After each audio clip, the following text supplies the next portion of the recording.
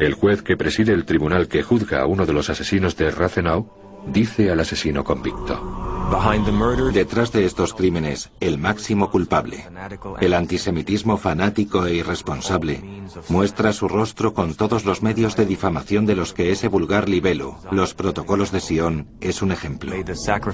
Espero que la muerte de Rathenau sirva para purificar el aire infecto de Alemania y lleve a Alemania hacia su cura. Los alemanes de conciencia reciben el veredicto del juez como el golpe final contra los protocolos. Pero no fue así. La infección era imparable y poco más de 10 años después, Adolf Hitler, el hombre que admiraba a Henry Ford, es nombrado canciller de Alemania, el 30 de enero de 1933.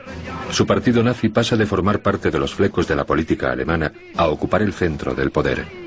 En el corazón de su filosofía está la firme convicción de que una conspiración judía está socavando a los gobiernos de todo el mundo. Hitler los conoció bastante pronto. El Mein Kampf menciona específicamente los protocolos. Dice que por supuesto los judíos lo niegan, pero que eso es una prueba más de que es cierto, ya que por supuesto quieren ocultar esa prueba de sus pecados al resto del mundo. En Mein Kampf, Hitler declara: si el judío, con ayuda de su catecismo marxista, triunfa sobre las gentes de este mundo, su corona será la danza de la muerte para la humanidad. El partido nazi adopta los protocolos como si fueran sagrados.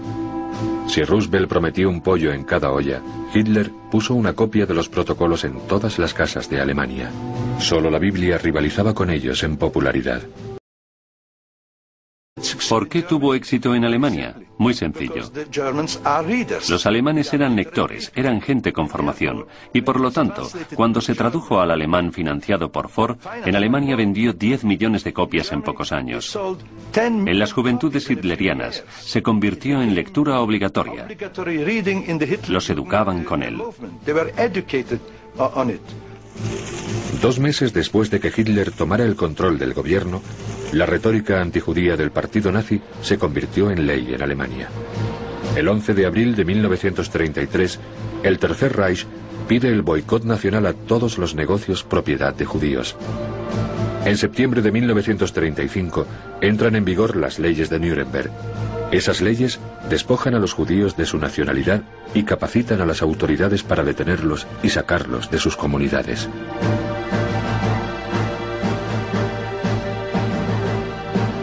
Y los protocolos son utilizados una y otra vez como justificación para semejante desprecio de los derechos humanos. Entre los principales responsables de mantener vigentes los protocolos está Julius Streicher, un importante antisemita y editor de un periódico. Julius Streicher era uno de los nazis más desagradables. Sus propios hermanos nazis no le tenían demasiada simpatía. Pero Streicher tenía un punto muy fuerte a su favor. Era uno de los pocos amigos íntimos de Hitler, por así decir. Se había ganado su amistad al fusionar su propio partido con el de Hitler en 1922, que en aquel momento casi doblaba en tamaño al movimiento nazi, y eso le ganó la gratitud de por vida de Hitler. Streicher publica Der Stürmer, un periódico político de derechas muy popular. Una semana tras otra, el 500.000 de lectores de Der Stürmer leen hiperbólicos artículos acerca de la conspiración internacional judía. En octubre de 1938, el 5º año del plan maestro de los nazis, la retórica de Der Stürmer se convierte en una llamada a la acción. Los judíos, escribe Streicher, son bacterias, gusanos, y las plagas no se pueden tolerar. Por razones de limpieza e higiene debemos hacerlos inofensivos, acabando con ellos. Yo diría que los protocolos tuvieron mucha influencia en el cambio del antisemitismo, que pasó de ser un movimiento de protesta a un movimiento de poder. No creo que fuera el único factor o que no hubiera pasado de todas formas, pero sin duda fue un elemento significativo. La maquinaria de propaganda nazi dirigida por Joseph Goebbels mantiene vivo el clamor del odio antijudío. Quizá el ejemplo más notorio de propaganda antisemita sea una película de 1944 titulada El judío eterno. Esta película narra la historia que aparece en los protocolos de los sabios de Sion.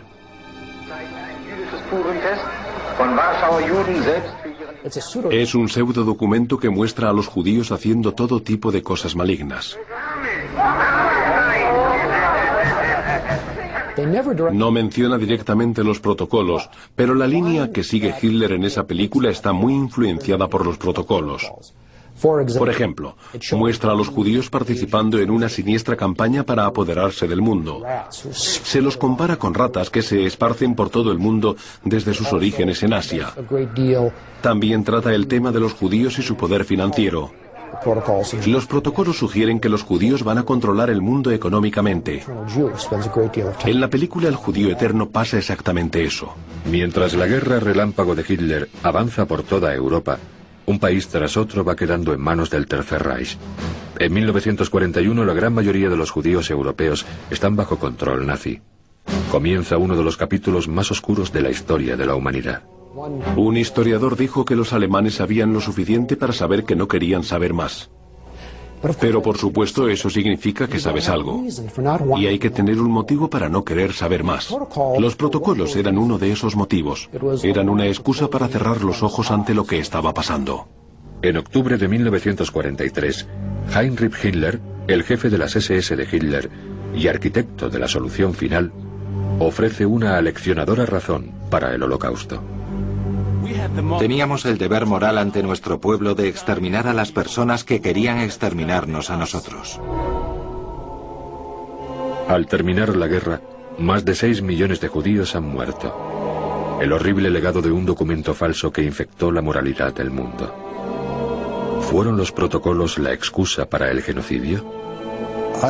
Creo que el término excusa para el genocidio es adecuado. Fue la piedra angular sobre la que los nazis extendieron gran parte de su ideología.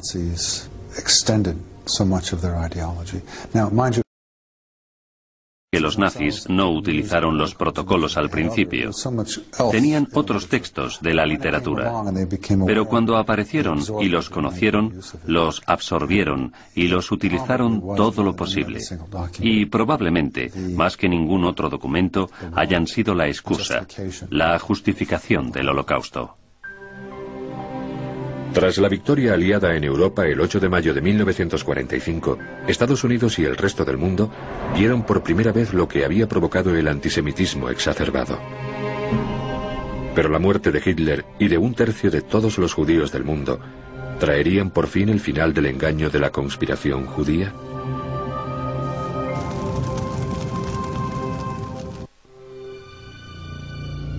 La teoría de una conspiración judía para hacerse con el control del mundo circulaba desde antes del nacimiento de Cristo.